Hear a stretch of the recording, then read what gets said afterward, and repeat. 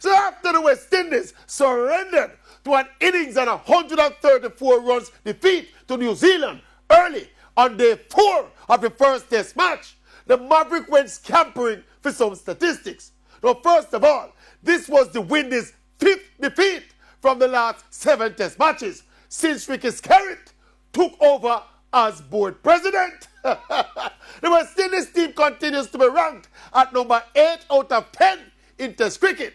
In 50 overs cricket, we ranked at number 8, only above the Minnows. And in T20, we are ranked at number 10, again, only above the Minnows. And this is almost 2 years since Mr. Skerritt's arrival, supposedly to save West Indies cricket from a certain monster named Dave Cameron. So now that the monster Cameron is gone and the angel Skerritt take over the cricket, we will ask, where is the progress? Where is the improvement? And all those people, including the Jamaica Cricket Association, who use personal feelings and emotions to replace Cameron with Skerritt, explain to the wider world what Mr. Skerritt's strategic plan of action is to rescue and revive West Indies cricket. Where is the plan and where the action there?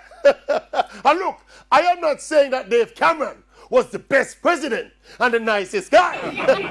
But that narrative before the election was all personal, political, and dishonest, aimed strictly at getting rid of Dave Cameron. But it's what them do. Them swap black. Because of that. No. That racist, I can't use the monkey argument. All right. But it's what them do.